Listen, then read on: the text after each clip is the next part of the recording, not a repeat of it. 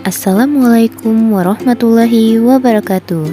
Saya Indah Ramayani, NIM 1830201154, mata kuliah Materi Umum, dosen penguji Ibu Al-Ihwana MPDI. Berikut rangkuman materi Bahasa Indonesia kelas 6. Ada berbagai macam materi pada Bahasa Indonesia kelas 6, diantaranya yaitu yang pertama, pada bagian membaca adanya menentukan isi bacaan. Menentukan isi bacaan ada dalam membuat pertanyaan dari suatu bacaan. Kata yang umum digunakan adalah apa, siapa, mengapa, bagaimana, dan sebagainya. B. Dalam hal menjawab suatu pertanyaan, pembaca harus menggunakan kalimat yang sempurna, singkat, padat, jelas, dan berhubungan dengan isi atau hal yang ditanyakan.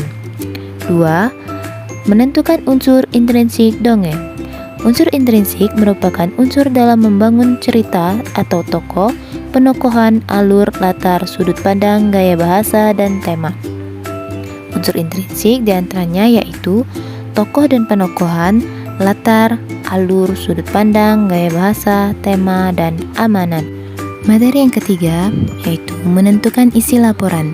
Laporan adalah segala sesuatu yang dilaporkan dari seseorang atau suatu benda hukum sehubungan dengan tugas yang dibebankan kepadanya.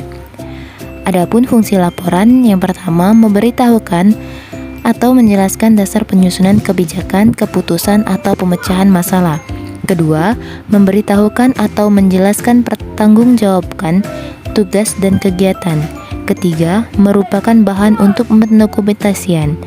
Adapun tujuan laporan, yang pertama, mengetahui kemajuan dan perkembangan suatu masalah. 2. Mengadakan pengawasan dan perbaikan.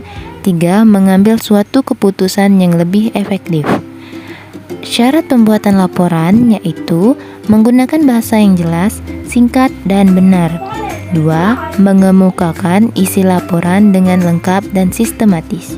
3. Didasari oleh fakta yang benar dan meyakinkan. 4. Menarik dan enak dibaca.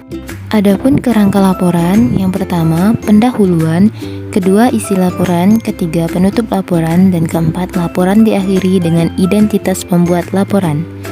Materi yang keempat yaitu menentukan isi tersurat atau tersirat dari rubrik yang dibaca. Rubrik adalah kepala karangan dalam surat kabar atau majalah. Materi kelima yaitu memahami unsur intrinsik puisi. Unsur-unsur puisi yaitu ada 4. Ada tema, yaitu merupakan sesuatu yang menjadi pokok permasalahan bagi penyair. 2. Rasa, itu sikap penyair terhadap pokok permasalahan yang dikandung dalam puisi.